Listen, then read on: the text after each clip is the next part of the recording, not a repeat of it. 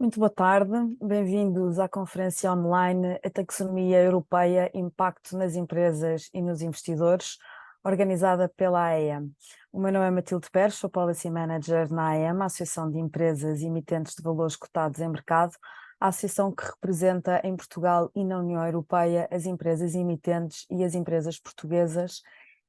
e que tem como um dos seus principais objetivos o desenvolvimento do mercado de capitais em Portugal e na Europa. Em nome da AEM, tenho muito gosto em cumprimentar todos os presentes, naturalmente com uma saudação muito especial aos representantes das empresas nossas associadas que aqui nos acompanham, agradecendo a participação de todos. O evento de hoje integra o dia de abertura do programa de conferências da Semana Mundial do Investidor de 2023, organizada pela IOSCO e em Portugal pela CMVM, cujo mote é Propar para o Futuro e Investir com Inovação e que conta com o alto patrocínio de Sua Excelência o Presidente da República. Esta sessão é dedicada à discussão das transformações nos cenários empresariais e de financiamento decorrentes da taxonomia europeia e das novas regulamentações ESG que se encontram em curso. A adaptação às novas regras apresenta desafios complexos para empresas e investidores intervenientes que precisam de alinhar as suas estratégias de negócio a regulamentações muitas vezes labirínticas. E é neste contexto que iremos proceder à análise prática e crítica do papel da taxonomia verde e de como os reguladores e empresas veem a sua aplicação no contexto europeu, especialmente em relação ao reporte, considerando os dilemas resultantes da aplicação conjunta da CSRD, da SFDR e da CS3D. E tendo em consideração que esta mudança em curso exige não apenas que as empresas atendam a critérios ESG, mas simultaneamente representa uma oportunidade para que as organizações se tornem mais resilientes e competitivas, tentaremos descortinar se à medida que adotamos a nova regulamentação, estamos igualmente a criar valor para todos os stakeholders envolvidos. Passo então a cumprimentar e a apresentar os oradores da nossa conferência. Temos connosco Juliano Ferreira, membro do Conselho de Administração da CMVM, que irá apresentar a evolução do quadro regulatório em sede de taxonomia e de forma mais geral do quadro regulatório e da visão do regulador em matéria de finanças sustentáveis. Miguel Viana, diretor de sustentabilidade da EDP e da EDP Renováveis, e Carlos Martins Ferreira, diretor jurídico da Jerónimo Martins, ambos responsáveis por nos revelarem a perspectiva das empresas sobre a aplicação e evolução do quadro europeu, designadamente em matéria de reporte, a forma como as empresas estão a integrar a taxonomia e, entre outros, os impactos nas cadeias de valores.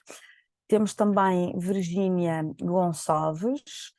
a coordenadora da Comissão ESG do IBRI, o Instituto Brasileiro de Relações com os Investidores, que nos trará a perspectiva de como as empresas não europeias veem este nosso processo europeu. E por fim, mas não menos importante, a Abel Sequeira Ferreira, diretor executivo na AEM, que fará o encerramento da sessão, tentando então sistematizar as perspectivas apresentadas sobre a complexa teia de regulamentação europeia e com notas finais sobre o futuro próximo para o nosso mercado de capitais e empresas cotadas.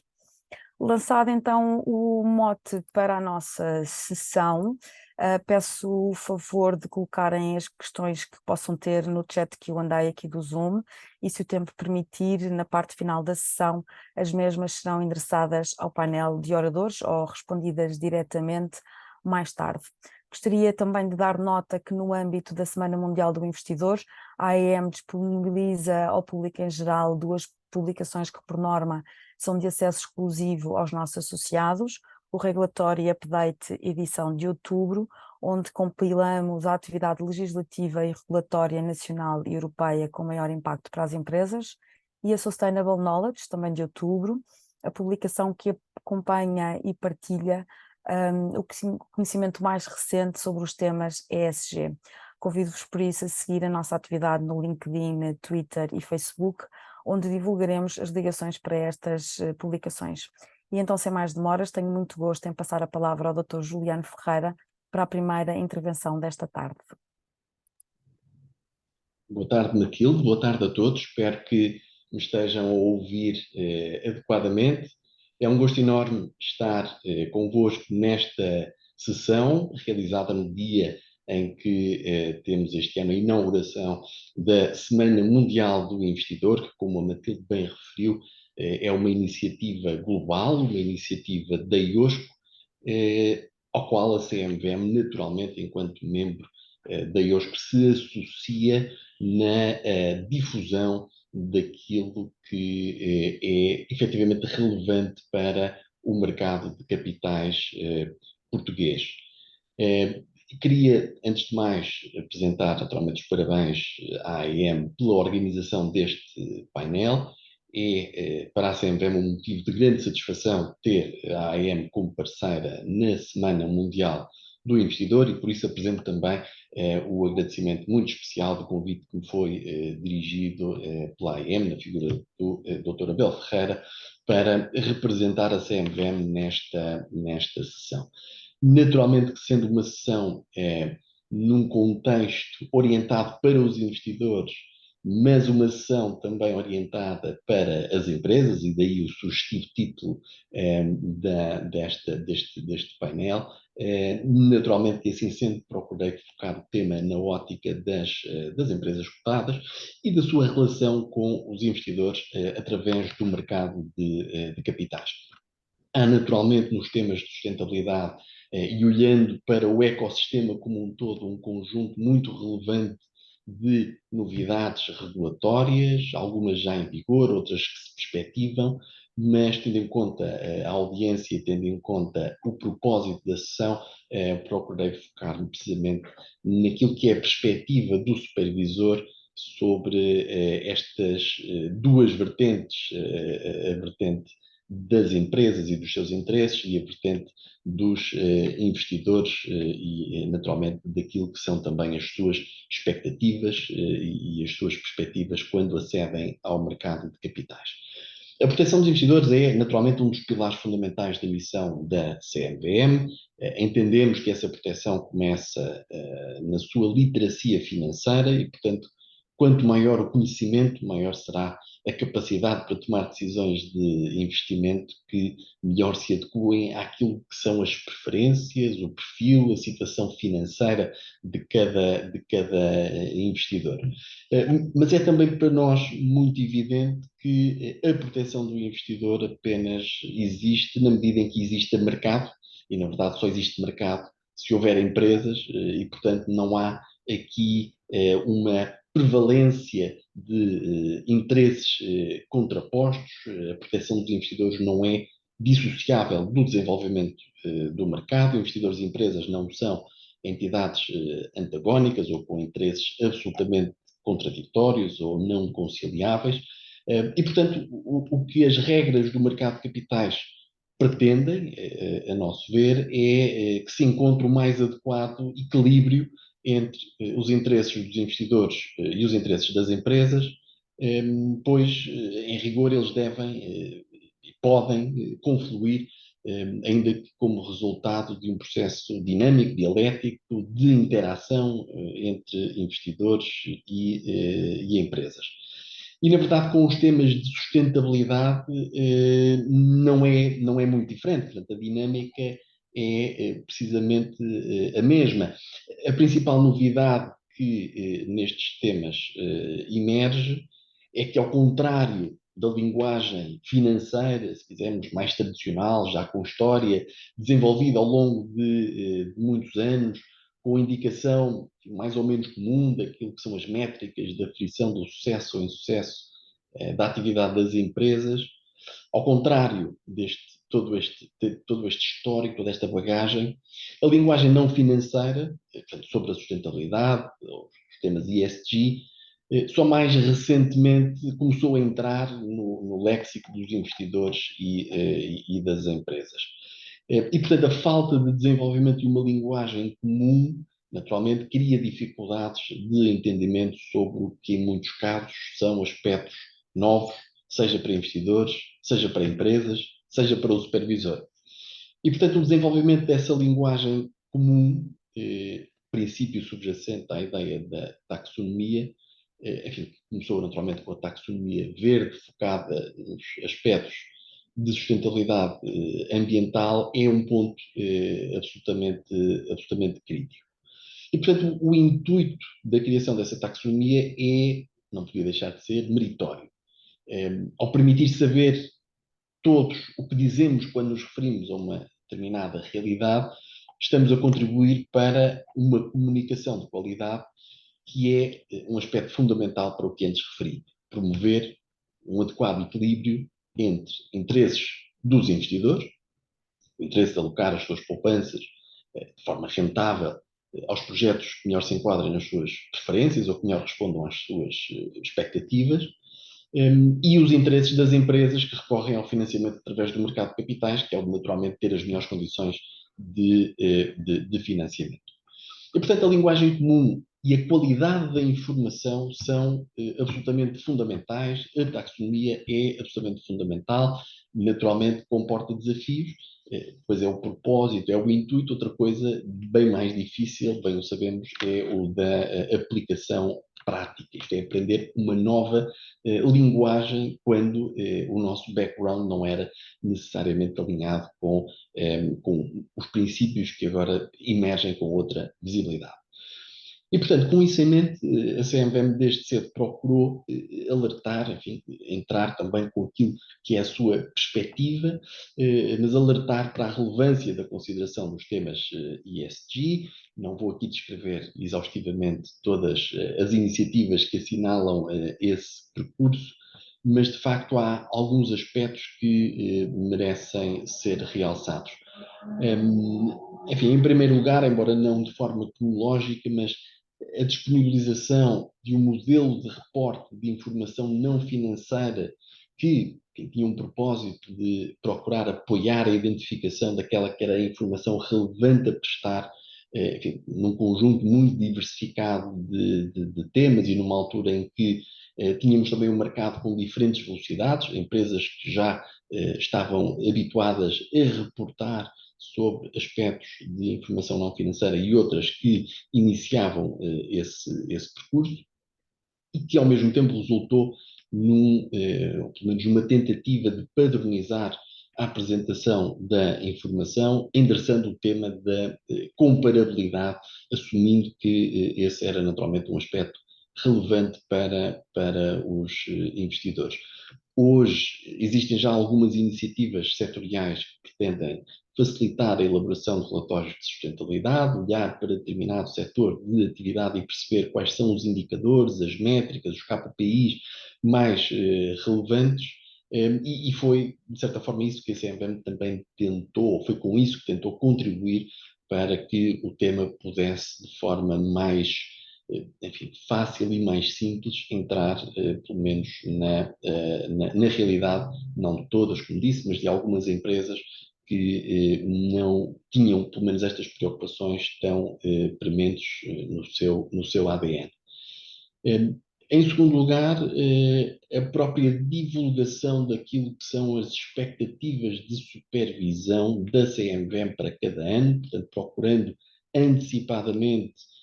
identificar aqueles que seriam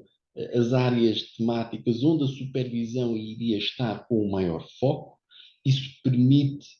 naturalmente, não desacompanhar todas as áreas, mas definir prioridades de atuação numa lógica incremental e progressiva, portanto, também com isso contribuindo para alguma orientação das empresas no sentido de irem acomodando de ano para ano diferentes componentes de relevância dos temas ESG, a que se juntou a supervisão, naturalmente também não integral, mas de alguns fatores identificados como relevantes, e até a divulgação pública das principais conclusões, enfim, de forma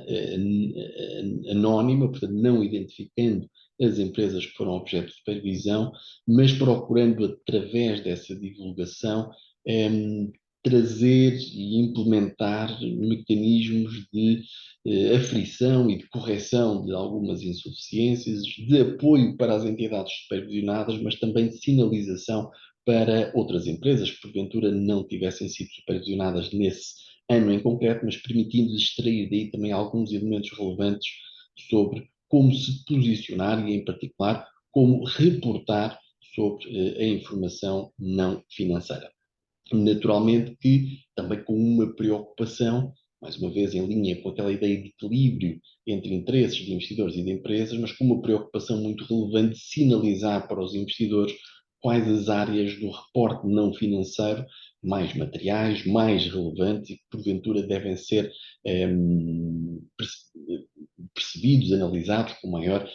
cuidado por parte dos investidores. E, portanto, depois da divulgação do primeiro relatório no ano anterior, contamos que em breve seja possível divulgar a segunda versão do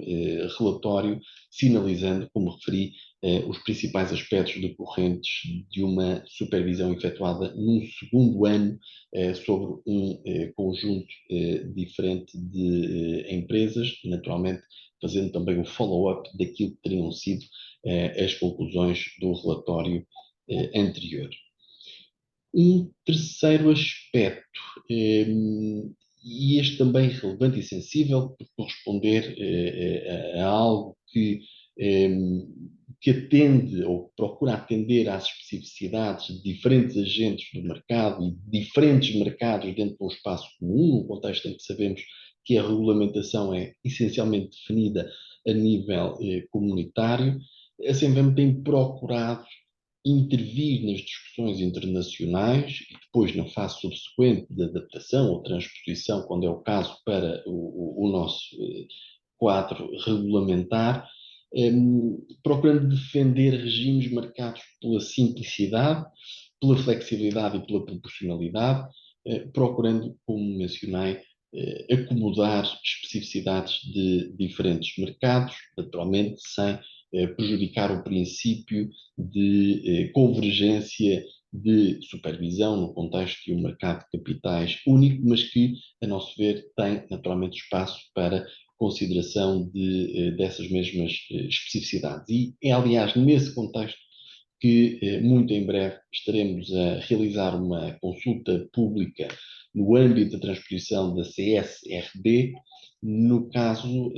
em concreto sobre a eventual introdução em Portugal de prestadores de serviços de garantia de fiabilidade, uma nova figura que a CSRD vem trazer, e o que a CMVM pretende é efetivamente ouvir o mercado,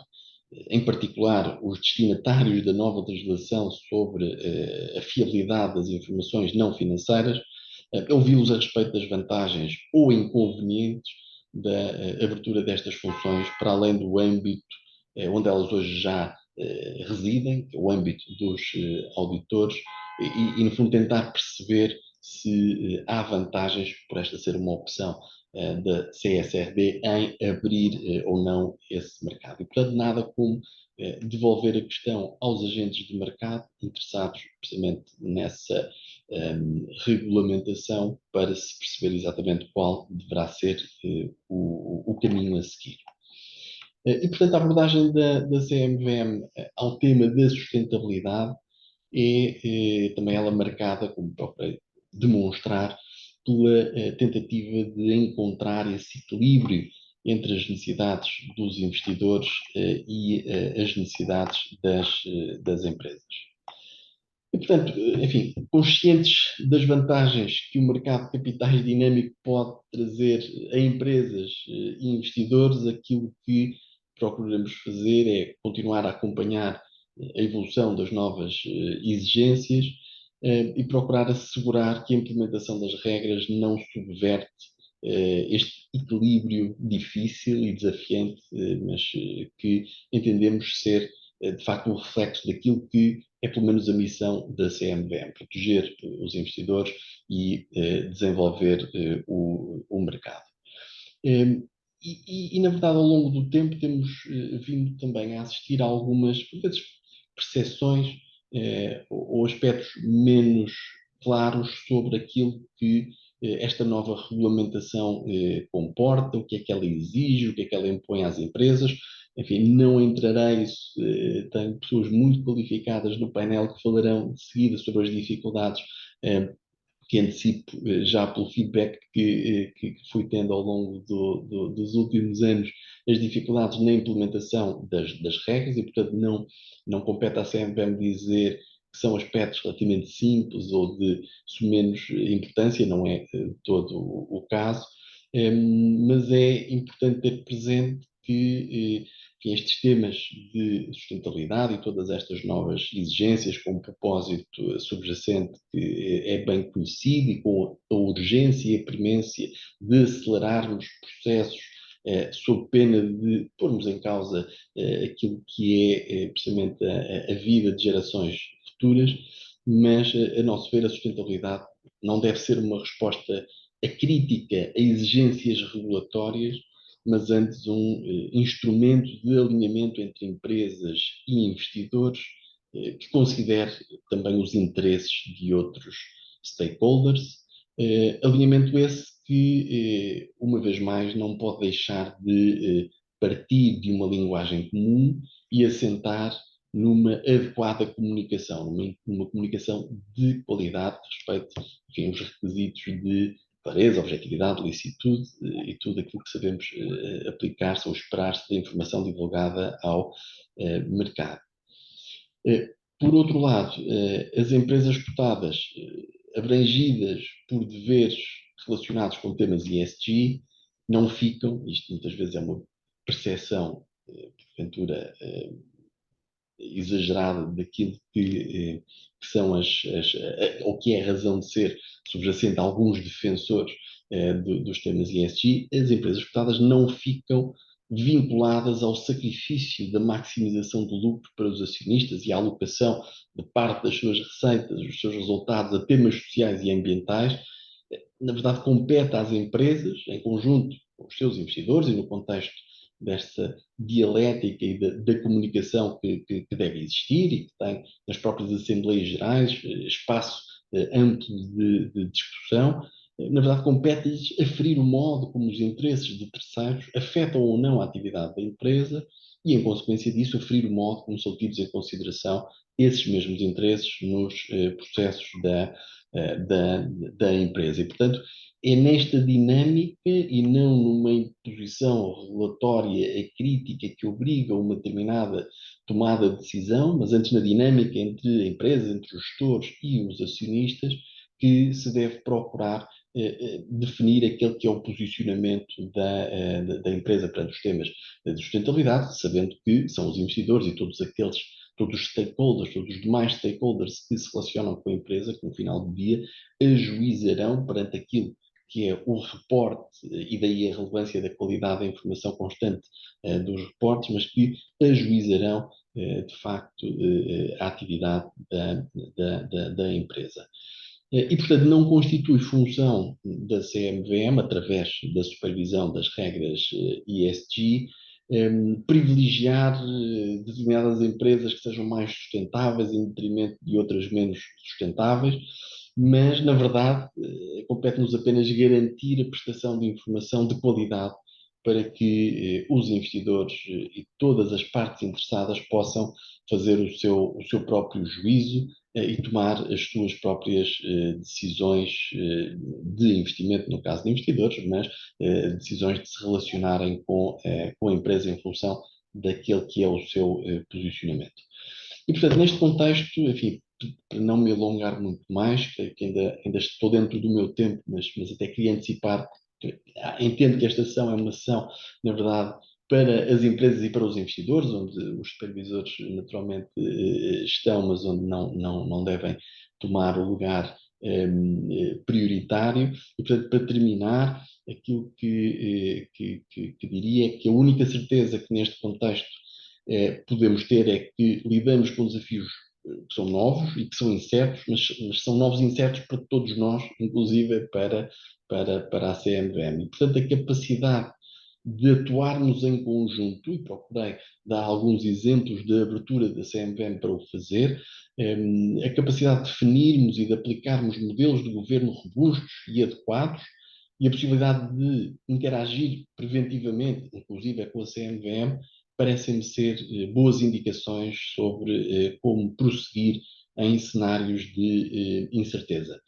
E é, enfim, esse o repto que deixo a toda a audiência, agradecendo uma vez mais o convite amavelmente dirigido pela AEM, e portanto resta-me desejar-vos um bom resto de sessão, manter-me por aqui como espectador atento, muito atento a estes temas, disponível também para aprender e para interagir com todos vocês, se for esse o caso. Muito obrigado.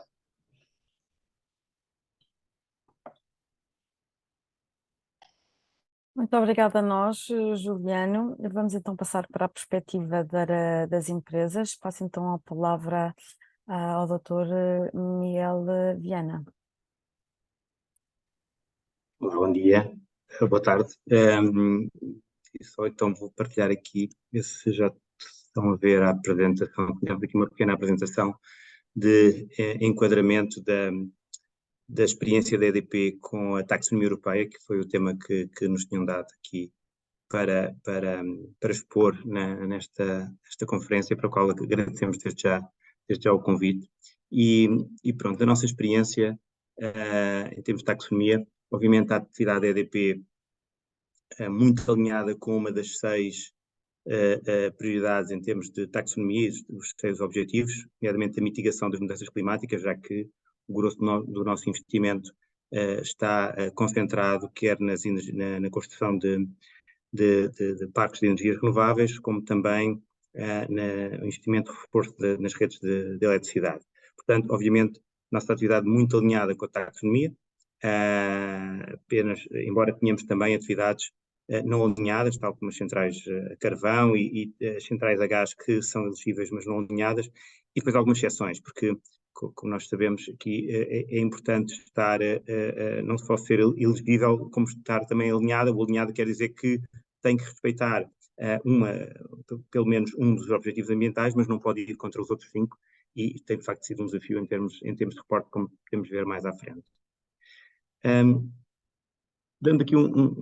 também um enquadramento dos últimos anos, aqui um período de mais de 15 anos, da EDP, do que tem sido feito em termos de descarbonização deste principal foco da EDP em termos de taxonomia. Em 2005, a EDP tinha um mix de produção de eletricidade em que era 60% da origem da sua produção de eletricidade era carvão ou fuel óleo, e apenas 21% da produção de eletricidade vinha de renováveis, e chegamos a 2022 com um ano que, como sabemos, foi aqui em Portugal, portanto, em que a produção de renovável até teve abaixo do esperado, mas mesmo assim o mix total, 74% de renováveis. Portanto, a EDP a enquadrar-se muito bem neste tema da transição energética. Não chegámos aqui há um ano ou 2, mas temos aqui um longo historial, e de facto toda esta parte do financiamento da transição energética é um processo que é um processo demorado, com investimentos que demoram vários anos entre o momento de decisão de investimento e entrada em operação. Também nas redes de energia, em 2005 tínhamos um peso grande de distribuição de gás em Portugal e Espanha, e hoje em dia temos apenas distribuição de eletricidade, e não vamos ficar por aqui. Portanto, temos objetivos muito claros, porque apresentámos ao mercado no nosso Capital Markets Day. Portanto, não queremos ter qualquer presença em carvão em 2025, em termos de receitas. Queremos chegar até 2030 com 100%, ou seja, 74% renováveis em 2022, que sejam 100% até 2030. E temos também aprovado recentemente, no início de 2022, um target net zero reconhecido pelo Science Based Target Initiative. Chegamos ao net zero em 2040, incluindo o Scope 3. E isto com um investimento grande em renováveis. Temos mais de 7 gigawatts de renováveis que vamos investir até 2026, com níveis de investimento muito relevantes. Estamos a falar de um plano de investimento de 25 bis, dos quais 60% do financiamento será feito com dívida verde, dívida sustentável. Portanto, obviamente, é crítico para financiar este investimento que tenhamos não só um reporte transparente nesta área toda da ESG e que possamos, no fundo, captar este capital que está enfocado nestes temas de ESG e da transição energética. Na parte da taxonomia, da EU Taxonomy, começámos muito cedo, como achámos que isto era estratégico para nós, até porque há um alinhamento muito grande entre a taxonomia europeia e os critérios para termos ativos elegíveis para as green bonds, para as obrigações verdes. Começámos logo em 2019 a reportar em termos de turnover, quanto o nosso turnover é que estava alinhado com a EU Taxonomy. E continuamos em 2020, alinhamos depois para o CAPEX, que obviamente é uma parte importantíssima, e o primeiro ano em que foi obrigatório, 2022, portanto já tínhamos aqui um historial de 4 anos de reporte, que nos permitiu de facto estarmos num ponto de reporte bastante mais avançado que alguns dos nossos peers europeus, e não só reportámos o que era obrigatório em termos de turnover, CAPEX e OPEX, como podemos verificar mais à frente, mas também passamos a ter um relatório específico só sobre EU Taxonomy e muito também com algum ativismo de um acionista nosso, como podemos também discutir aqui mais à frente, e que vou explicar. Estes são os números da EDP em termos da taxonomia verde. Portanto, temos de facto um nível EDP do lado esquerdo e do lado direito EDP renováveis. Como podemos ver, de facto, a EDP muito bem posicionada a nível de EU Taxonomy. Estamos, nomeadamente, a nível do investimento, onde praticamente tudo o que estamos a investir na EDP renováveis está alinhado com a taxonomia e o turnover também. Portanto, é o que nós chamamos um pure player, um player puro de renováveis. Na EDP temos estado a reduzir, obviamente o ano de 2022 foi um ano seco, tivemos aqui alguma produção de carvão, mas estamos a acelerar claramente para a redução também do peso do turnover das atividades não verdes, que é nomeadamente o tema do carvão e do gás, com a venda recente da central a carvão no Brasil. Portanto, Portugal já não temos produção de carvão, temos ainda 3 centrais em Espanha, onde temos também no fundo, um caminho de saída muito claro e transparente e bastante apreciado pelo mercado. Obviamente, esta qualidade de reporte e este perfil é muito valorizado pelos nossos investidores, quer acionistas, quer obrigacionistas. E aqui, queria falar aqui um pouco de um caso, do nosso caso de 2022, que nos levou a ter aqui um reporte. Nós temos aqui o link também que podemos disponibilizar, para se esta apresentação será disponibilizada, e temos aqui no nosso site um relatório autónomo só sobre EU Taxonomy, que tem de facto aqui um nível de granularidade bastante detalhada. Aqui neste caso temos a tabela em que mostra quais atividades estão alinhadas com a EU Taxonomy, segundo atividades, a parte fotovoltaica, a parte da eólica, etc. Mas não só isso, também as atividades que não estão alinhadas, não está aqui nesta tabela, mas estava noutra página, mas podem consultar aqui no relatório, no link em anexo. E nós tínhamos um acionista, a Invesco, que está alinhada, tem fundos alinhados com o artigo 9 que segue também a taxonomia, e há muitos mandatos de investidores que não só têm que investir em atividades alinhadas com a taxonomia, mas também há critérios de exclusão quando as empresas têm um certo peso de atividades não alinhadas com a taxonomia. Nomeadamente, neste mandato, eles tinham um peso máximo de carvão, máximo de 10% no turnover, e não tinham, portanto, reportes da EDP. No reporte da EDP não estava claro essa parte, digamos, negativa, quanto é que era o peso do carvão nas atividades não alinhadas. E houve um cliente da Invesco, porque estes investidores também têm os seus próprios clientes, que disse, bem, então eu tenho que vender, porque há um fornecedor externo, a ISS, que não tendo encontrado no reporte da EDP a informação de qual é que era o peso das atividades de carvão no mix de turnover, como não tinha informação, fez um proxy, portanto, fez uma estimativa, essa estimativa saiu acima dos 10%, e isso implicava que este acionista tinha que vender todas as ações da EDP. Isto implicou que tivemos aqui um grande trabalho de engagement com a Invesco, em que tivemos que mostrar que, de facto, estávamos dentro desse threshold dos 10%, mas também implicou que a Invesco nos ajudasse também a ver o que é que nós podíamos fazer para, de facto, evitar que estas situações repetissem no futuro, e que resultou na publicação deste relatório autónomo, com estes números auditados não só pelo auditor da informação de sustentabilidade, mas também do auditor financeiro, em linha com o que nos foi pedido pelo nosso acionista, que tinha aqui um peso quase 2% no capital, e de facto, só para que quisermos dar aqui este exemplo, e temos aqui um link também do artigo que o nosso acionista escreveu, de falar do nosso engagement sobre este tema, que de facto estes temas da EU Taxonomy começam a ter um peso grande para as empresas, da forma como elas reportam, que é importante de facto este engagement com os investidores, e de facto a transparência e a qualidade de reporte permite levantar capital digamos, a taxas mais baixas ou a prémios de múltiplos mais elevados. Em termos de evolução, o que é que nós vemos em termos de grandes temas? Ao nível da legislação, a necessidade, de facto, de reportar valores coerentes, porque a legislação está a evoluir, não é? E temos, de facto, tem sido difícil. Foi uma vantagem para a EDP começar a reportar ainda quando não estavam fechadas, ainda não era obrigatório o reporte. Isso permitiu-nos também aqui uma learning curve em termos de reporte, que nos posiciona bastante bem.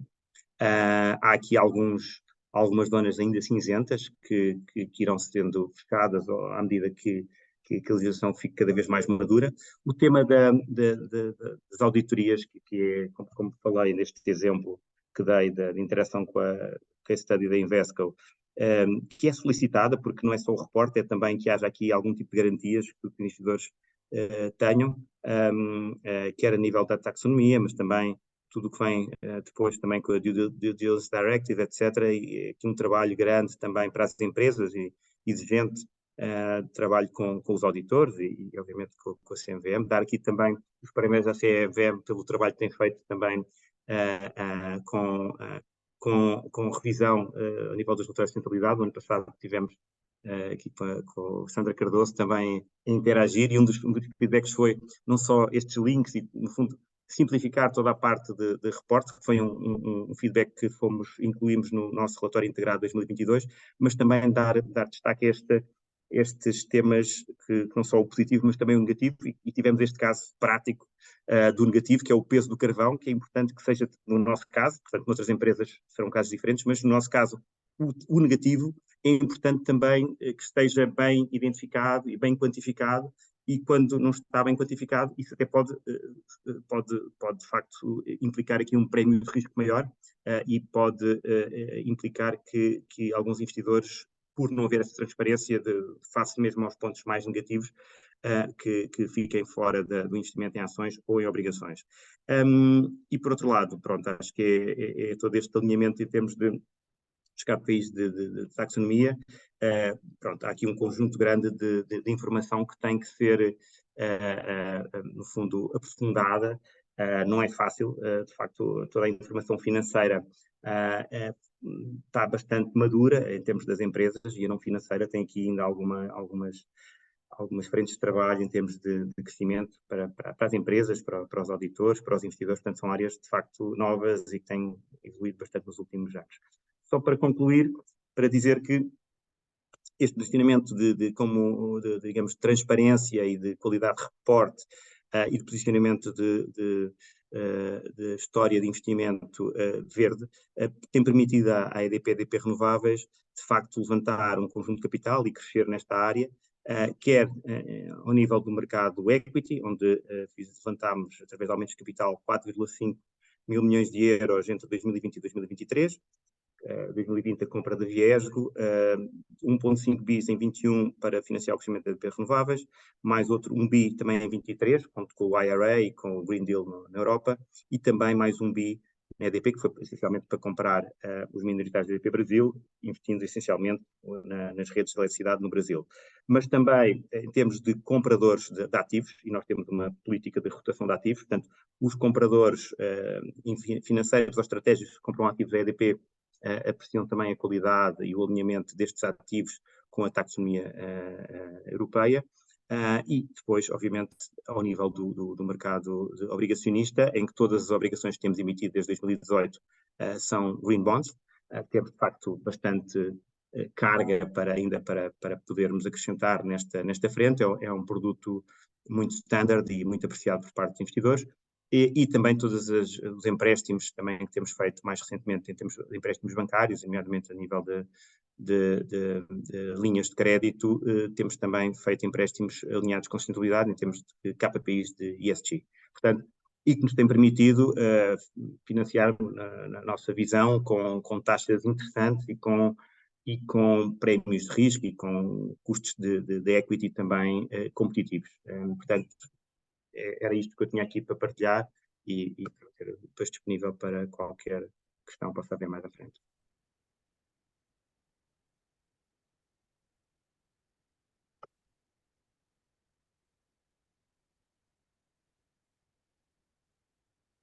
Muito obrigada. Passamos então para o Dr. Carlos Martins Ferreira, da Jerónimo Martins.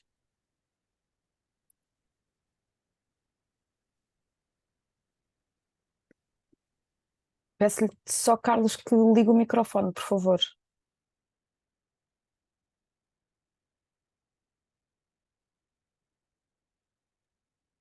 Deixa-me só ver se consigo fazer aqui o share do ecrã. Sim, já estamos a ver. Já estão a Obrigada. ver. Muito bem. Eu queria pôr em modo de show. Antes de mais, gostava de agradecer ao Dr. Abel Ferreira o amável convite que me dirigiu para participar desta conferência. Espero não me envergonhar, até porque tenho o gosto de fazer parte, nesta altura, da direção da AM e, portanto, tenho uma dupla responsabilidade. Por um lado, de estar aqui a dar a perspectiva da Jerónimo Martins sobre este tema importantíssimo e, por outro lado, também, de certa forma, julgo que seja o da generalidade das empresas cotadas em Portugal, pelo menos quanto a alguns aspectos. Vou tentar não perder muito tempo, até porque a minha apresentação tem 18 slides e eu espero não gastar muito mais de uns 40 segundos por cada um para tentar cumprir o limite que me foi fixado de 15 minutos. Talvez possa exceder um bocadinho. E começava por dizer ao que venho. Quer dizer, as críticas que poderei formular mais adiante relativamente ao quadro regulatório de que estamos a tratar, não significam que haja qualquer preconceito ou prejuízo ou antagonismo da Jerónimo Martins relativamente ao tema ESG. E, portanto, este disclaimer inicial pretende dar-vos precisamente a conhecer esta perspectiva das empresas relativamente aos riscos ESG. De facto, hoje em dia, julgo que já não há empresa digna desse nome que entenda que as questões relativas aos direitos humanos e às alterações climáticas não lhe dizem respeito. E, portanto, numa perspectiva, como aqui vem referido, numa aproximação triple bottom line à sustentabilidade, portanto, planeta, pessoas e proveito, traduzindo para português, é manifesto que não se pode ignorar a identificação dos riscos e, necessariamente, a transparência para com os diversos stakeholders relativamente aos riscos mais predominantes, designadamente para os investidores, como é evidente. Portanto, esta perspectiva que eu trouxe aqui, enfim, com algum risco, confesso, não querendo ser provocador, esta perspectiva de fora da União Europeia, embora do espaço económico europeu, do príncipe Michael, do Liechtenstein, a ideia de que estamos perante um suicídio regulatório tecnocrático da Europa, dado a avalanche regulatória em matéria de sustentabilidade, e principalmente aquilo aponta como sendo o fraco racional desta avalanche regulatória, esta ideia de que os investidores orientarão eticamente o seu investimento para atividades sustentáveis, é algo que ainda está presente, mas não me parece que seja, digamos, a orientação das empresas cotadas portuguesas. Existe, portanto, do nosso ponto de vista, um business case para o ESG e para a divulgação do ESG, que eu procuro, digamos, sumariar muito rapidamente neste slide, um pouco cheio de informação, mas a ideia da inovação, da redução dos riscos ambientais, da atração e retenção de colaboradores, do alargamento da base de clientes, da criação de lealdade à marca, da redução dos custos de produção, da publicidade positiva, da diferenciação entre concorrentes, da definição de tendências,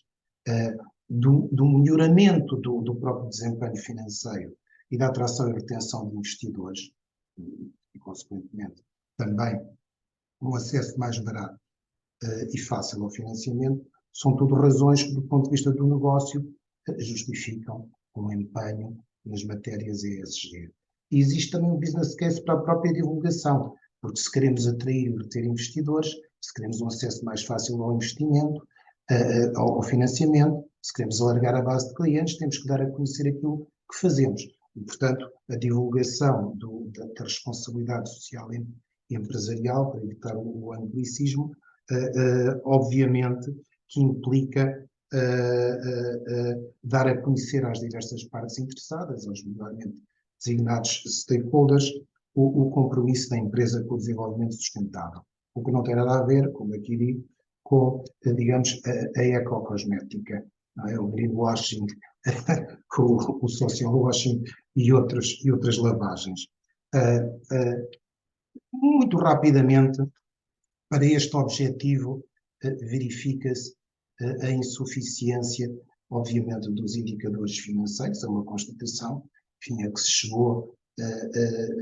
porque, efetivamente, quando estamos a tratar de fatores ESG, a informação financeira revela pouca ligação com a estratégia de longo prazo da empresa, não dá um quadro completo da gestão nesta perspectiva, ignora alguns dados de valor-chave, portanto é uma informação insuficiente e,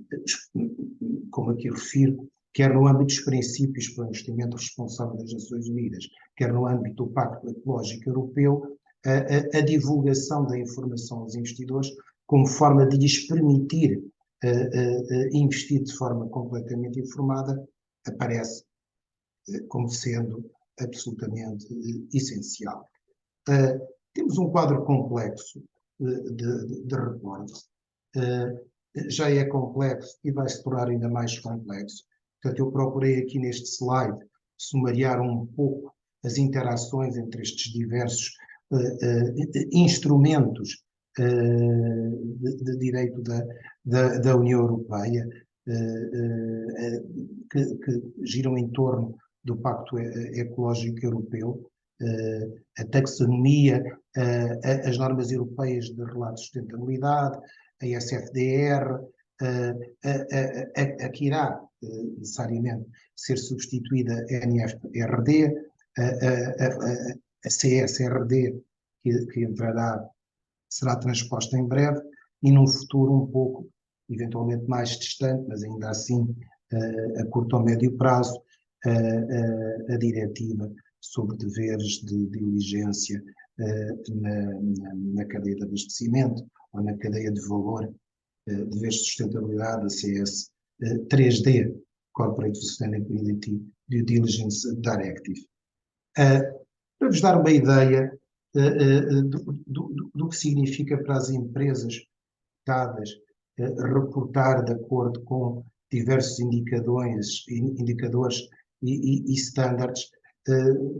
reporto aqui ao relatório 2022 da Jerónimo Martins, só para vos dar uma ideia, um sabor das diversas metodologias e indicadores a que a Jerónimo Martins teve de recorrer,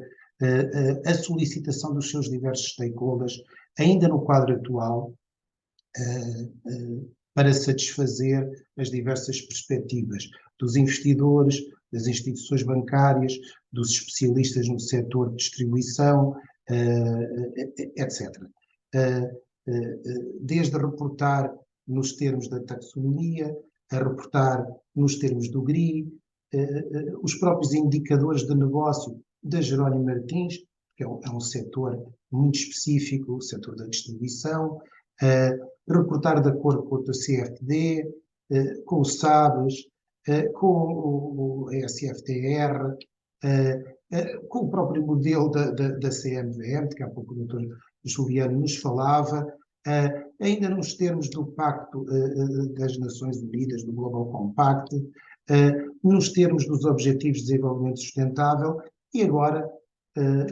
no futuro próximo, nos termos da CSRD, nos termos das normas de reporte não financeiro, nos termos da futura CS3D e ainda nos termos do Código de Governo das Sociedades do IPCG, que introduziu na última revisão 3 recomendações relativa à inclusão no relatório do Governo da Sociedade de informações sobre sustentabilidade. Portanto, há aqui muito overlapping, muita sobreposição e, obviamente, que isto traduz em alguma complexidade e alguma dificuldade acrescida para as empresas. Citei aqui uma frase da nossa diretora de sustentabilidade, diretora da Jerónimo Martins, numa entrevista à ECO, que eu julgo que está bem a entender a perspectiva não necessariamente crítica, mas preocupada sobre a complexidade destas matérias, arrastada pela proliferação da regulamentação europeia em matéria de ESG. Isto obriga-nos, obviamente, a recorrer a equipas dedicadas, quer em termos de ambiente e da componente social, quer em matéria de finanças sustentáveis e também em matéria de relações com investidores, e criámos já há alguns anos a figura dos responsáveis nas relações com os investidores pelos temas da sustentabilidade, quer na componente ambiental, quer na componente social, a par obviamente, da responsável pelas relações com os investidores, continua a ser a nossa Cláudia Falcão.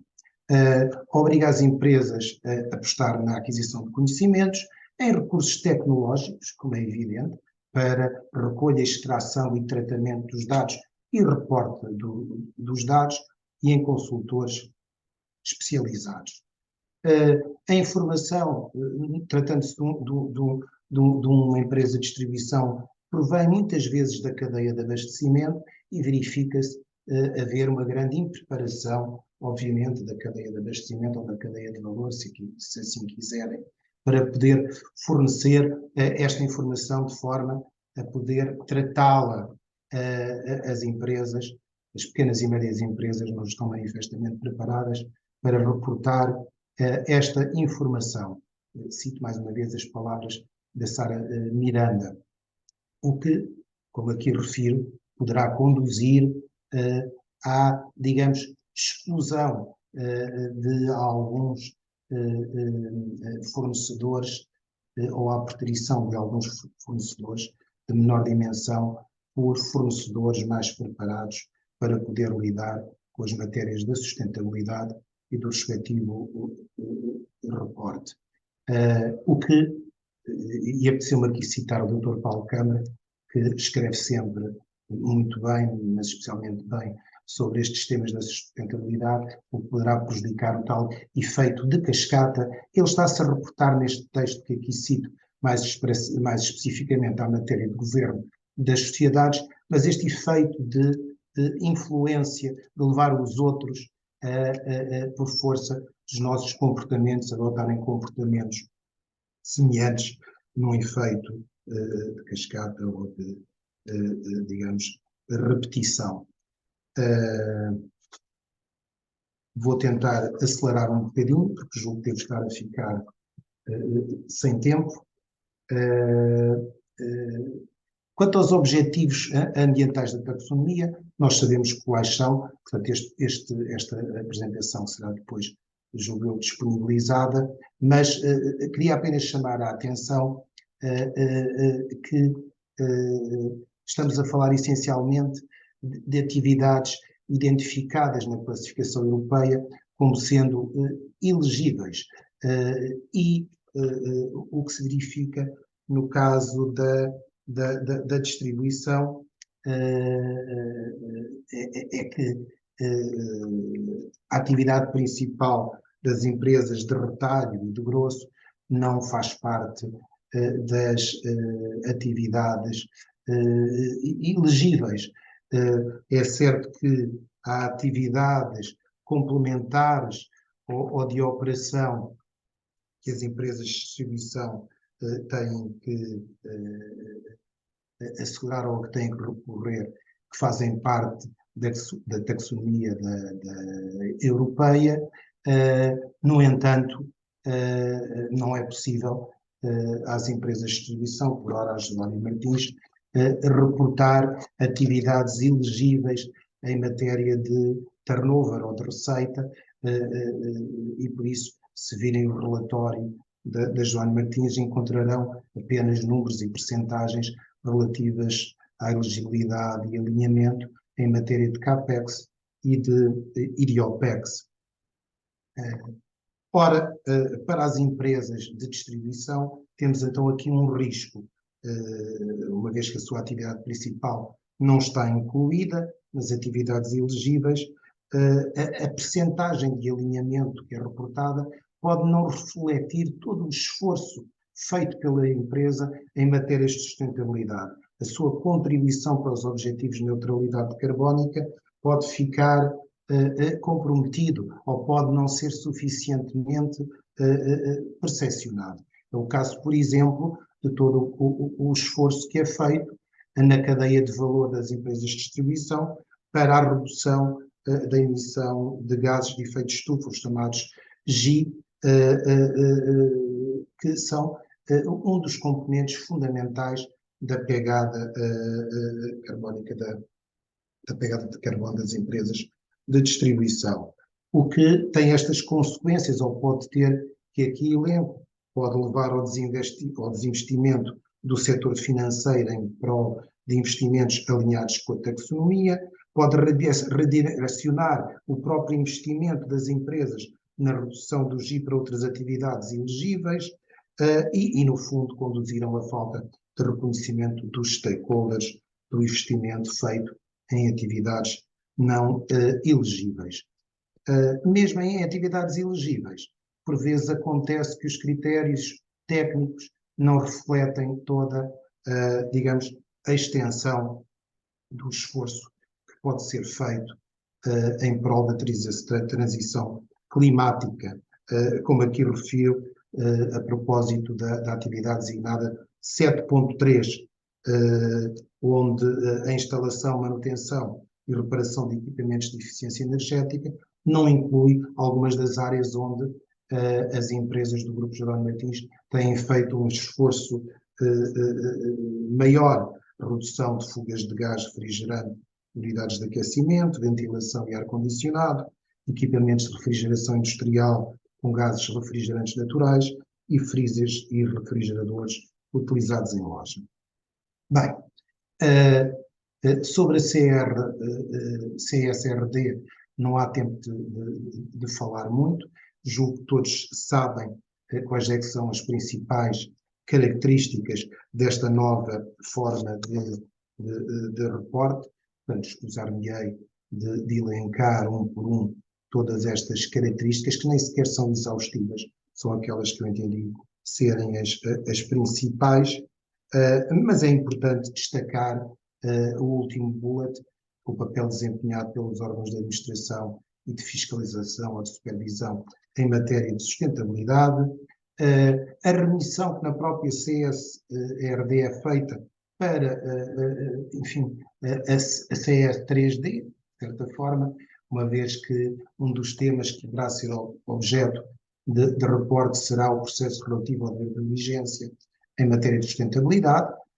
antecipando-se desde já que este deve a seguir o imposto em consonância com a regulamentação da União Europeia. A ideia da ligação com o próprio regulamento da taxonomia, uma vez que há uma referência e uma remissão direta para os indicadores de desempenho decorrentes da aplicação da taxonomia, e o tema da dupla materialidade. Portanto, o reporte não só da forma como a empresa, através das suas atividades, contribui para as alterações climáticas, os impactos climáticos, mas também a forma como essas alterações climáticas, os impactos ambientais influenciam a própria empresa ou as suas atividades. Portanto, as perspectivas, esta dupla perspectiva, outside in, inside out.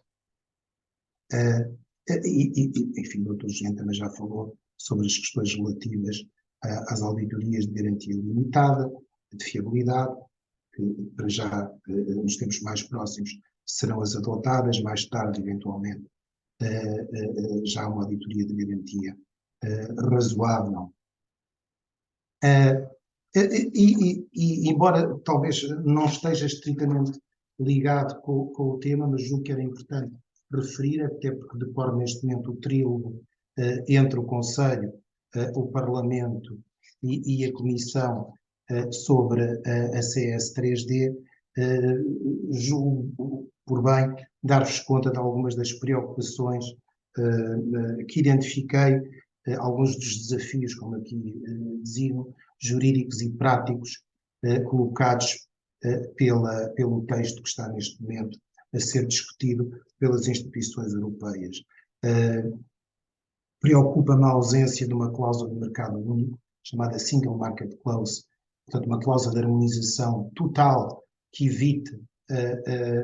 que haja uma concorrência entre Estados-membros relativamente a estas matérias, ao contrário do que, aliás, constava da sugestão ou da resolução do Parlamento Europeu na altura de 2021 para a criação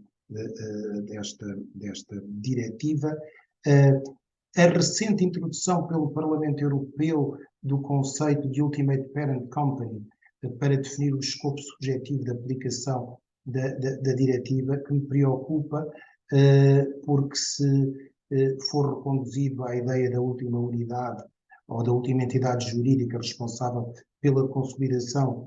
pode levar-nos para uma solução semelhante ao chamado reporting country by country em matéria fiscal, colocando os deveres de reporte e o dever de diligência em holdings meramente financeiras, sem conhecimento do negócio, e até holdings acima das holdings intermédias, líderes nos aspectos, digamos, mais operacionais dos grupos empresariais. As questões relativas à responsabilidade civil, mal resolvidas ainda na diretiva, portanto, a ideia de que o dever de diligência deveria ser dissociado de questões de responsabilidade, ou então circunscrita às relações comerciais diretas. A ausência na proposta da Comissão de uma abordagem baseada no risco, ao contrário do que se adivinha nas posições do Conselho e do Parlamento. Obviamente, definições muito obscuras, remissão para documentos e instrumentos de direito internacional público, convenções internacionais a serem aplicadas pelas empresas. A ideia da cadeia de valor, por contraposição ao que deveria ser, em matéria, pelo menos, de distribuição, uma colagem à cadeia de abastecimento, ou então admite-se a utilização deste critério introduzido na posição do Conselho da cadeia de atividades, que ainda assim será demasiado amplo, uma vez que a cadeia de valor, essa sim, é absolutamente, digamos, inimaginável que uma empresa de distribuição, por exemplo, como a Jerónimo Martins, com mais de 5.000 fornecedores, tenha de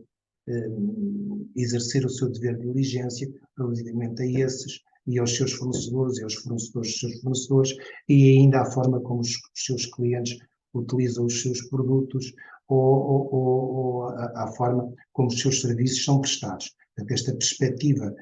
associada à cadeia de valor, que é uma perspectiva upstream e downstream, afasta-se, do meu ponto de vista, muito da capacidade das empresas lidarem de uma forma justa, equilibrada e adequada com as questões do dever de diligência. Enfim, não vou perder muito mais tempo com este slide, depois poderão ler, mas, como é evidente, a grande conclusão que aqui tiro é que, no fim de contas, é preciso terem atenção que a ideia de responsible disengagement previsto na diretiva não pode ser tomado sem mais numa abordagem tipo hands-off, em que se deixa cair os fornecedores que não são capazes de acompanhar estas questões da sustentabilidade, e que é preciso também que a diretiva e a legislação dela derivada não coloquem as empresas europeias numa situação de desvantagem relativamente a outras jurisdições e não prejudiquem, como é evidente, o investimento no sul global, conduzindo a verdadeiros, autênticos embargos, de facto, como aqui eu refiro. E pronto, eu estou mesmo a chegar ao fim. Menciono aqui algumas das ações requeridas pela CS3D apenas para vos dar conta da dificuldade das empresas em lidar com todas estas questões, mas principalmente para, mesmo no final, estabelecer uma vez mais a ligação entre a CS3D e a CS-RD, uma vez que a exigência da diretiva dever de diligência de sustentabilidade, que as empresas comuniquem publicamente a informação sobre as questões relacionadas com o dever de diligência consagrado na diretiva, o que no fundo permite fechar o círculo. Peço desculpa por ter acelerado muito agora na parte final, mas queria circunscrever ao tempo que me foi fixado e agradeço a vossa atenção. Muito obrigado. Obrigada a nós, Carlos. Passamos então agora para a doutora Virgínia Gonçalves, que nos traz então a perspectiva de como as empresas europeias veem as empresas não europeias veem este nosso processo europeu. Bem-vinda, Virgínia. Olá a todos, muito obrigada pelo convite, pela participação. Eu trouxe aqui alguns slides, então vou começar projetando. Eu sei que tem a diferença, né, do idioma, falamos o mesmo idioma, mas certamente o meu sotaque soa diferente para vocês, então vou apresentar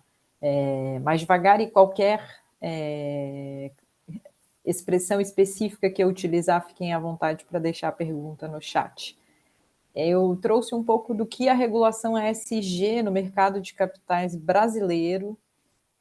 tem se refletido aqui para os investidores. Então, para deixar a conversa mais tangível e concreta possível,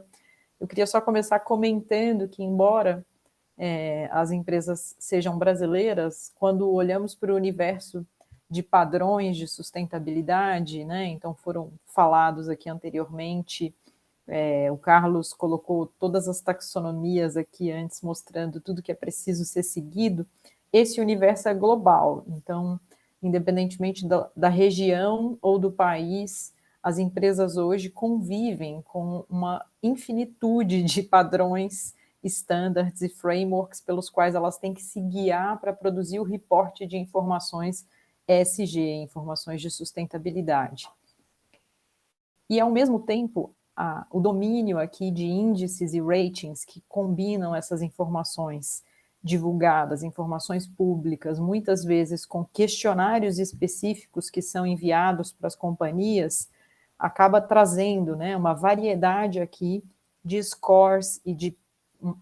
um ESG assessment com diferentes facetas e diferentes resultados para as companhias avaliadas. Então, o meu ponto aqui é que esses padrões de avaliação que existem no mercado, muitas vezes consomem as informações que os índices e ratings divulgam, os frameworks reportam aqui. Então, ainda assim, cada índice e rating tem uma metodologia própria, e eles têm autonomia aqui com relação à parte metodológica para definir o peso das questões, quais critérios serão utilizados e de que forma aquilo vai afetar o desempenho da companhia. E aí, por fim, uma última ponta dessa equação estão os reguladores aqui fazendo cada vez mais novas requisições ESG. No Brasil, a Comissão de Valores Mobiliários é a CVM, algumas companhias também reportam, né, na SEC, que é a SEC, e, enfim, podem haver outras companhias com ações negociadas na Europa e em diferentes bolsas aqui, né, em diferentes mercados, e a gente ainda tem os reguladores setoriais, né? Eu coloquei como exemplo o Banco Central do Brasil, mas a gente tem reguladores para muitos setores diferentes, e isso vai cada vez mais reforçando esse cenário onde as companhias são levadas a divulgar uma diversidade de informações muito grandes. A partir daqui, eu quero mostrar um case para vocês de algo que foi feito a partir das novas requisições da Comissão de Valores Mobiliários com relação a dados ESG que foram solicitados a partir do ano de 2022, a regulação saiu em 22, pedindo dados para 2023. E é com base nesse exemplo que eu queria mostrar o raciocínio da conexão entre frameworks e padrões de sustentabilidade, índices, ratings e o papel dos reguladores. Então, indo direto aqui para uma linha do tempo que traz uma visão do que aconteceu no cenário brasileiro, a CVM, a partir de janeiro de 2023, havia feito requisições para as companhias pedindo novas informações relacionadas à sustentabilidade. Eu vou mostrar quais são essas informações aqui de forma resumida. Acontece que em maio de 23, os emissores, né, as companhias, forneceram essas divulgações aqui, porque era a data final para protocolar o formulário de referência, que é o documento anual exigido por essa comissão, com as informações requisitadas pelo regulador. O que a gente viu depois foi que, em agosto de 2023, a Bolsa de Valores brasileira, a B3, lançou um índice de diversidade vinculado à diversidade social, né, de gênero e racial, baseado nos dados divulgados pelas companhias. Então, esse índice veio de informação pública e comparável, sem acessar nenhum dos emissores para requisitar informação adicional, apenas com os dados pedidos pela Comissão de Valores Mobiliários. E aí, no mês passado, super recente, um banco brasileiro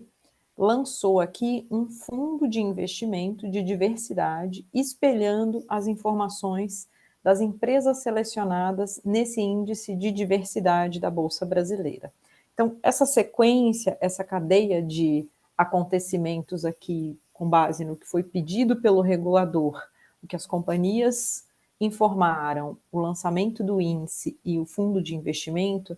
é uma visão que a gente imagina que vai acontecer com cada vez mais frequência a partir do momento em que os emissores e as companhias vão passar a ter que divulgar mais informação com base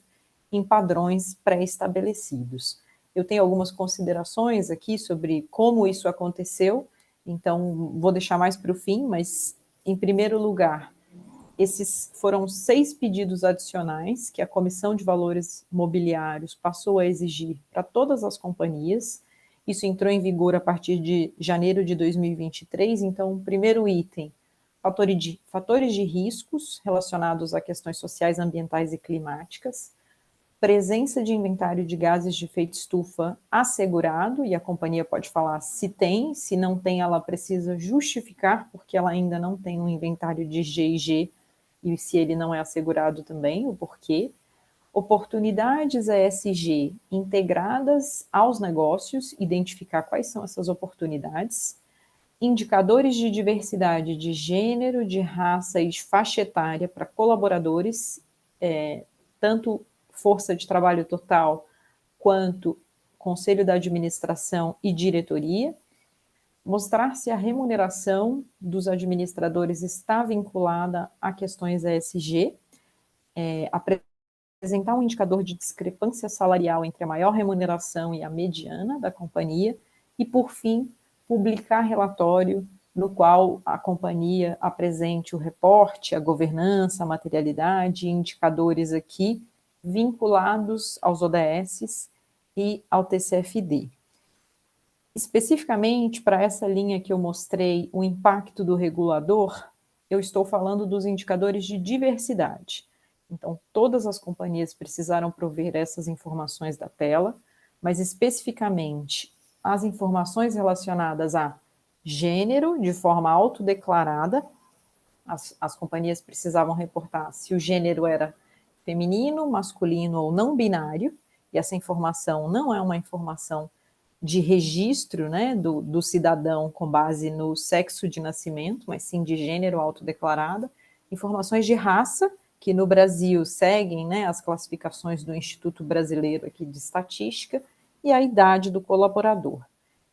Uma vez que essas informações foram divulgadas, tanto para colaboradores em geral, divididos numa visão de liderança e não liderança, quanto para conselho da administração e diretoria, a B3, que é a Bolsa Brasileira, consultou essas informações, e aí, seguindo para o slide seguinte, ela criou um índice aqui de diversidade. A princípio, ele nasce focado em questões de gênero, com foco na inclusão do gênero feminino, e questões de raça e cor, com foco na inclusão de pessoas que são categorizadas aqui como amarela, negra, que são as cores pretos e pardo, que é o miscigenado, e indígena. E ela atribuiu pesos, sendo 50% para a visão feminina, 50% para raça e cor, e partindo do pressuposto que a presença dessas minorias do ponto de vista de representatividade, né, feminina e de raça e cor, em cargos mais altos, deveria pontuar mais para a companhia. Essa metodologia foi feita numa comparação aqui com os dados do IBGE, que é o Instituto Brasileiro, né, de dados aqui geográficos e estatísticos, e as companhias que têm um score mais alto, né, foram selecionadas para uma base que hoje tem 79 ativos e 75 empresas. Então, esse índice foi lançado simplesmente com uma seleção de dados de diversidade demográficos requisitados pelo regulador brasileiro. É algo, de certa forma, inédito no cenário nacional, mas nos chamou a atenção para algo que vai passar a acontecer, talvez, com cada vez mais frequência. E aí, a partir dessa divulgação, a Bolsa Brasileira informou que ela tem intenção de ampliar a perspectiva do índice, né? Hoje ele, por exemplo, não considera pessoas com deficiência ou membros da comunidade LGBTQIA+, mas a intenção é que, à medida que a CVM traga mais normas sobre o padrão de divulgação dessas informações, que até então ela não tinha, a Bolsa vai conseguir inserir novos públicos e comunidades para a composição do índice. Feita essa divulgação do índice, o que aconteceu? O impacto aqui numa visão de investidores. Então, a Asset do Banco do Brasil, que é um banco grande tradicional do país, lançou um novo fundo aqui, uma espécie de ETF, que espelha a composição desse índice de diversidade, com 79 ativos e as 75 empresas aqui, posicionando-se como um primeiro fundo latino-americano que combina critérios, né, relacionados a gênero e raça. E, mais uma vez, a consequência do reporte do regulador foi avançando para outras esferas, chegando até um produto de investimentos fundamentado numa informação divulgada pelas companhias. Então, eu queria trazer essa visão de que quanto mais expressivo for o alinhamento das normas aqui, dos pedidos dos reguladores aos padrões globais, melhor e mais coerente será o fluxo de informação entre as diversas entidades aqui que estão olhando para a performance ESG das companhias. Esse exemplo que eu trouxe, ele tem um caminho, de certa forma, linear, quando a gente considera o que o regulador pediu, que as companhias publicaram, e, por fim, o reflexo no índice no fundo de investimento. Porém, o regulador pediu uma informação autodeclarada, que não era uma informação como as companhias vêm divulgando, seguindo o GRI, né, ou o GRI, não sei como é a pronúncia para vocês, mas a informação com relação à equidade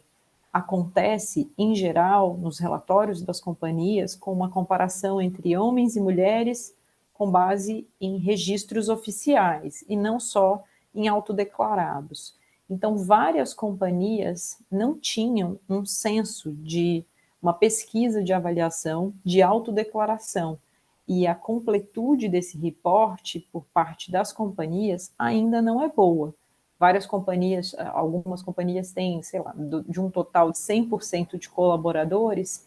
elas têm um censo com a informação autodeclarada só para 10%, 20%. Então, se a gente combinar melhor, e eu acho que aqui é um papel das companhias de exercer influência nos reguladores sobre como esses indicadores serão pedidos e a importância de conciliação de informação com os padrões globais, melhor a gente vai ter depois um output, uma confiança naquelas informações que vão ser geradas a partir das informações divulgadas pelas empresas. Então, eu trouxe um único exemplo focado em informações sociais, porque eu estou em um outro contexto, que é o contexto brasileiro, e eu queria comentar como isso está sendo refletido aqui, da perspectiva da nossa legislação, do nosso cenário regulatório. Mas só para concluir, minha apresentação é breve, não vou falar muito. Existem outras iniciativas no cenário nacional, então, nesse momento, está aberta uma proposta de taxonomia sustentável brasileira. Essa taxonomia foi lançada pelo governo federal, o Ministério da Fazenda é o ministério que está coordenando a iniciativa, e a ideia é que essa taxonomia seja interoperável com outras práticas internacionais. Então, a ideia é que ela converse com a taxonomia europeia, que já tem esses conceitos de regras para definição de se as atividades serão ou não consideradas sustentáveis, mas que essa taxonomia seja capaz de atender às customizações necessárias para o cenário brasileiro. Então, muitas companhias no Brasil hoje, elas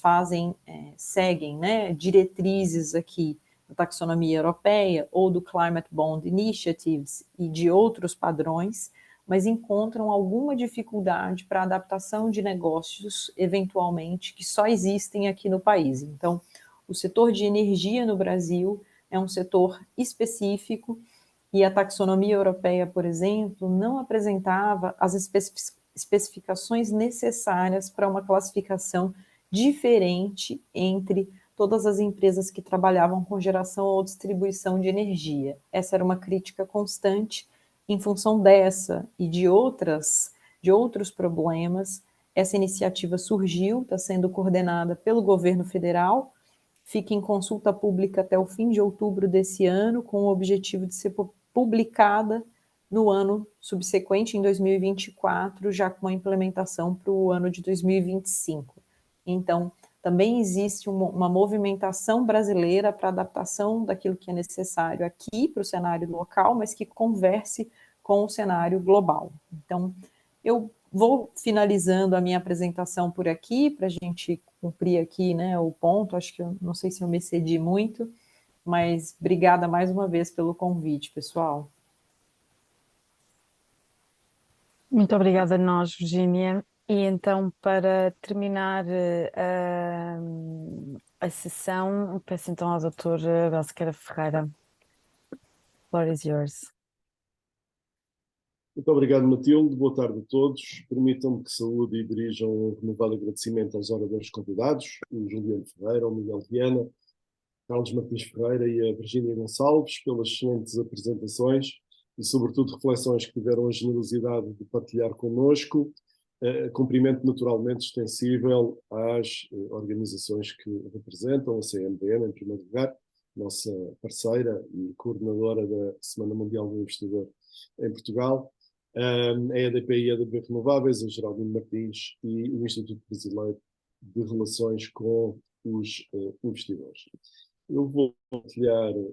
a minha tela, julgo que já estarão a ver, e vou fazê-lo com o intuito de forma muito breve, apresentar breves notas também em relação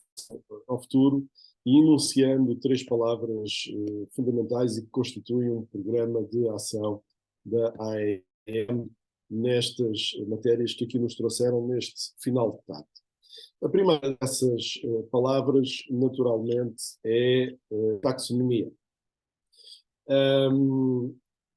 De facto, com a introdução do regulamento taxonomia na legislação europeia, assistimos à consagração de um novo conjunto de requisitos com impacto significativo nas empresas e outros participantes do mercado, e abriu-se uma nova época para a regulamentação financeira sustentável. O regulamento de taxonomia, os sequentes atos delegados, pretendem canalizar o investimento para empresas e projetos sustentáveis e, nessa medida, todos o reconhecemos, representam uma oportunidade significativa para as empresas em toda a Europa, não sendo diferente o caso de Portugal. Mas, a par com as oportunidades, são igualmente de grande monta os desafios que se colocam às empresas. E é nesse contexto que nos parece de fundamental importância discutir a implementação e a eficácia do regulamento da taxonomia na vida real, tendo em consideração que, como hoje ficou bem ilustrado, são diversas as realidades que têm de confrontar-se com esta legislação e elas decorrem também de diferentes práticas. Aspecto crucial deste novo quadro regulatório é a sua usabilidade. A taxonomia, a par com a CSRD e mais tarde a CS3D, para citar apenas os documentos que me parecem os mais importantes, constitui componente essencial do financiamento da transição verde e é imperioso que seja corretamente implementada para ser eficaz e utilizada. O que só acontecerá se a Comissão Europeia e, em geral, os governos e as autoridades centrarem a sua atenção em ferramentas, mecanismos e estratégias de ajuda e de suporte às empresas. Isto inclui que, em cada momento, face a um quadro regulatório tão extraordinariamente complexo, deva ser feito mais trabalho para atenuar problemas detectados e para ajustar critérios, acompanhando a maturidade da informação disponibilizada e criando a dinâmica necessária para que a regulamentação se apresente como fonte, ou pelo menos não como um obstáculo à competitividade. E, nesse sentido, a taxonomia, foi por isso que a escolhemos como tema principal para a reflexão de hoje, representa apenas o ponto central de um novo quadro regulatório, que no seu conjunto deve ser sujeito à observação, à crítica e a aperfeiçoamento constante. Foi o que fizemos também, por exemplo, em relação à CSRD, preocupados que estamos com um quadro de reporte que, por um lado, parece demasiado prescritivo e, por outro lado, não parece considerar adequadamente as questões competitivas que as empresas da União Europeia enfrentam no plano internacional, nem os elevados custos financeiros e administrativos para as empresas associados a estas novas metodologias e processos de reporte.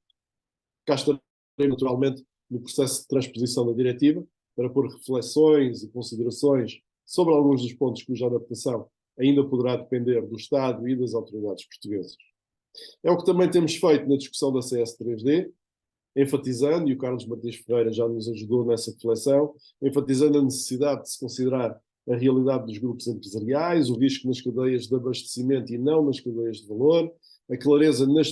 definições, hoje ainda muito inexistente, a clareza na ideia do próprio combate às alterações climáticas, em especial na sua articulação com os regimes de responsabilidade civil, o dever de diligência dos administradores e a priorização dos impactos adversos, ou na nossa insistência para a eliminação de disposições pouco claras ou de concretização que é, à partida, sabidamente inviável. Ou ainda na necessidade de prever obrigações de devida diligência simplificadas para as empresas cujas atividades e relações comerciais diretas estejam todas exclusivamente domiciliadas na União Europeia. É com este propósito que na AEM temos trabalhado afincadamente e vamos continuar a trabalhar de forma vigilante e rigorosa, admitindo que o quadro da taxonomia lançou as bases para uma economia mais sustentável, orientando empresas e instituições financeiras para atividades alinhadas com a preservação de certas condições climáticas, mas sabendo que para que esse quadro seja eficaz, não podemos decair nos nossos esforços para enfrentar os desafios e as muitas incógnitas e preocupações que dele resultam. A palavra que vos quero deixar no final desta conferência é a palavra materialidade.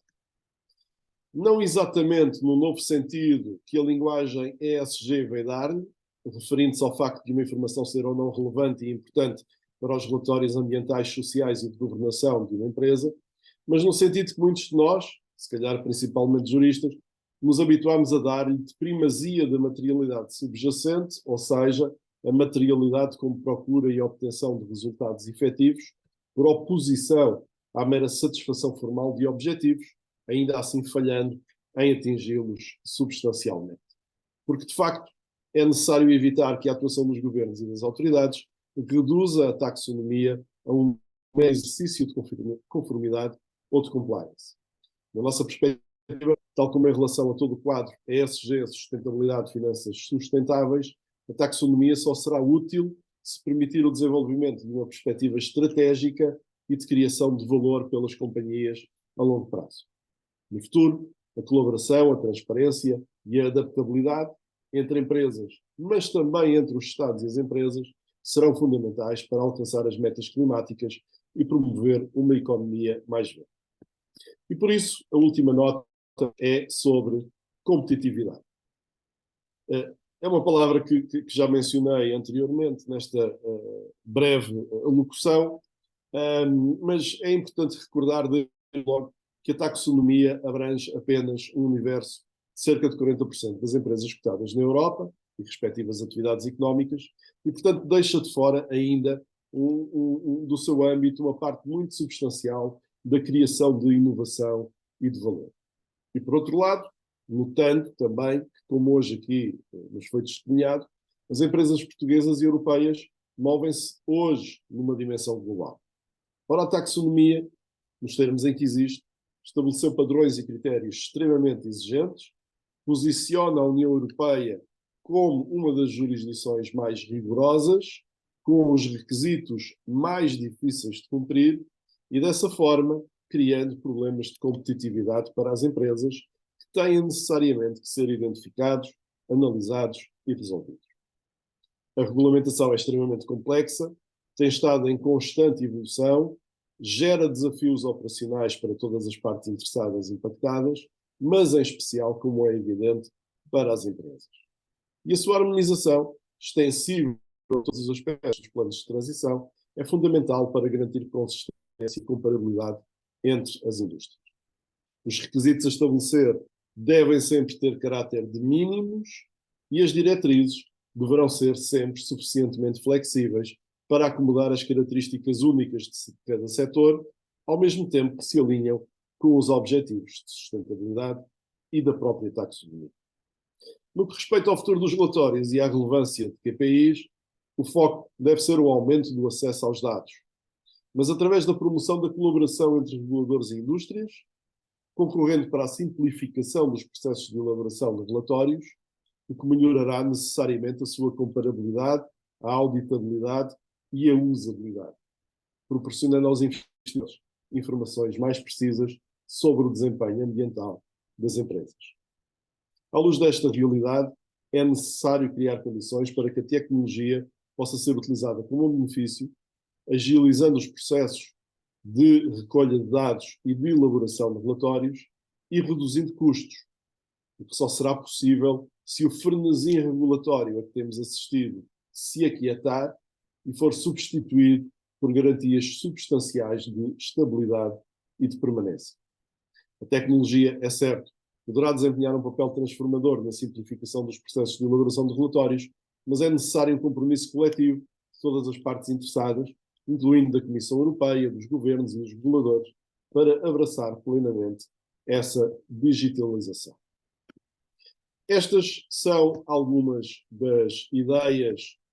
principais que a AEM vem defendendo e continuará a defender em todas as ocasiões de diálogo com a Comissão Europeia e outras autoridades, sempre muito cientes que a AEM é uma organização que representa os interesses das empresas e dos seus principais acionistas, que as atividades desenvolvidas pelos nossos associados são essenciais para nutrir e desenvolver a economia e gerar valor e riqueza para as comunidades, que são as empresas que aportam crescimento e inovação para as sociedades em que os seus negócios se encontram estabelecidos, que são as empresas que geram crescimento económico e emprego e, através dos elevados impostos que entregam ao Estado, contribuem para o desenvolvimento do país e que, portanto, é a responsabilidade da União Europeia, da Comissão Europeia, dos governos e das autoridades garantir que as suas políticas criem um ambiente em que empresas de todas as dimensões, desde empresas emergentes em crescimento até às grandes empresas cotadas de primeira linha, possam angariar capital através de mercados públicos transparentes e gerar crescimento a longo prazo. Pela parte da AEM, cá estaremos para representar, para promover, para afirmar, para agir e para influenciar um ambiente mais competitivo para as empresas. Agradeço muito a todos pela vossa presença, as nossas desculpas por já nos termos afastado um bocadinho do tempo previsto para esta sessão e espero voltar a encontrar-vos a todos nas nossas futuras iniciativas, sendo que a próxima será já no dia 17 de outubro, sobre o Código de Governo das Sociedades, na sua nova versão, aprovada em 2023. Desejo-vos uma ótima Semana Mundial do Investidor, uma boa semana de trabalho para todos e, Matilde, deixo agora contigo o encerramento da sessão.